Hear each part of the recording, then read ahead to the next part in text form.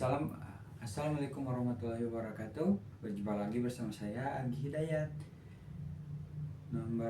Dengan nomor induk 857536152. Di sini saya akan melakukan kegiatan praktikum 3, yaitu pencernaan makanan. Adapun tujuan dari praktik ini adalah supaya dapat menurunkan sistem pencernaan. Apa yang dimaksud sistem pencernaan? Sistem pencernaan ialah rangkaian organ dalam tubuh manusia yang bekerja untuk mencerna makanan menjadi energi dan zat gizi yang dibutuhkan oleh tubuh. Proses pencernaan makanan ini dimulai dari mulut hingga menjadi feses yang dikeluarkan melalui anus.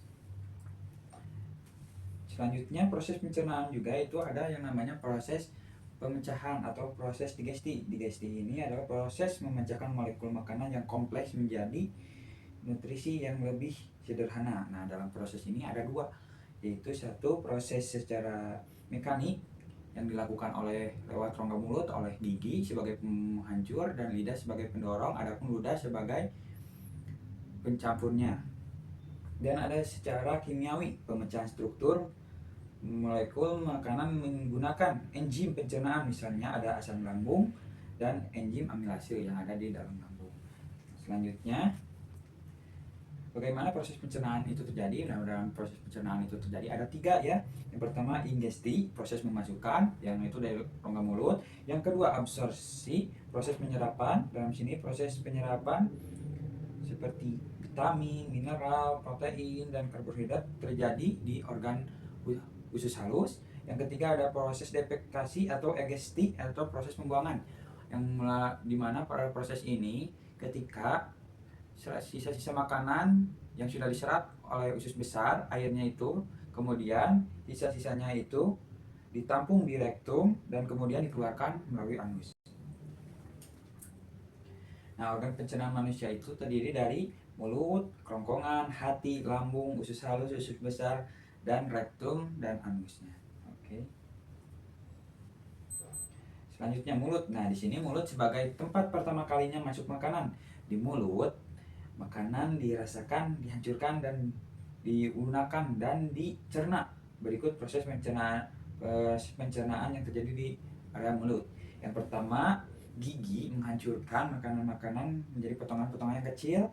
Yang kedua, lidah mencampurkan makanan dengan air liur dan merasakan makanan tersebut. Kemudian lidah mendorong makanan menuju kerongkongan. Nah, di dalam kerongkongan atau eosofagus, setelah makanan dicerna di mulut, makanan masuk ke kerongkongan membawa makanan dari mulut menuju lambung melalui gerakan otot yang disebut gerakan peristaltik. Nah, yang sudah di lambung menghancurkan makanan dengan enzim dan asam lambung. Enzim menghancurkan karbohidrat, lemak, vitamin, dan protein yang terkandung dalam makanan, sedangkan asam lambung membunuh kuman dan bakteri yang ada pada makanan. Setelah dihancurkan di lambung, makanan akan berbentuk seperti bubur. Lanjut. Nah, setelah itu masuk ke dalam usus halus. Usus halus terdiri dari 3 bagian, yaitu usus 12 jari, jejunum, dan ileum. Usus halus akan menyerap nutrisi dari makanan dan mengubah menjadi energi. Lanjut, setelah itu kemudian dari usus halus menuju usus besar. Usus besar akan menyerap air dari sisa makanan yang tidak diserap oleh usus halus. Sisa makanan yang berlebih atau kehilangan air berubah menjadi kotoran atau yang disebut feses. Sesudah itu yaitu disimpan di area rektum dan dikeluarkan dari tubuh melalui anus. Organ pendukung pencernaan makanan itu ada hati. Hati di sini menghasilkan empedu yang berfungsi untuk mencerna lemak. Yang kedua, kantung empedu menyimpan empedu dari hati dan mengeluarkannya ke usus halus. Yang ketiga, pankreas. Pankreas menghasilkan enzim untuk membantu pencernaan makanan.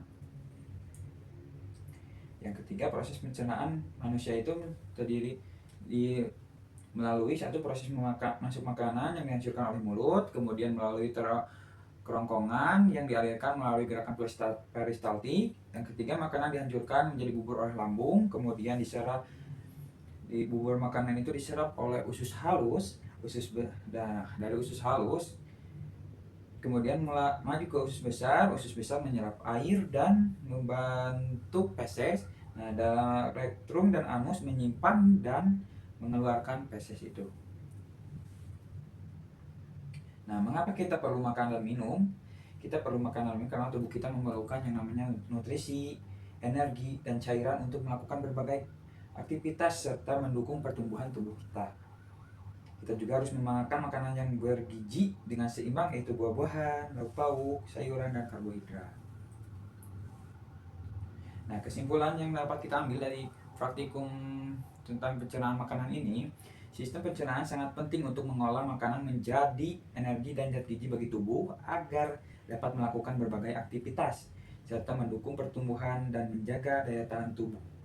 Dengan mengonsumsi makanan yang seimbang dan bergizi, kita dapat menjaga tubuh tetap sehat dan bertenaga.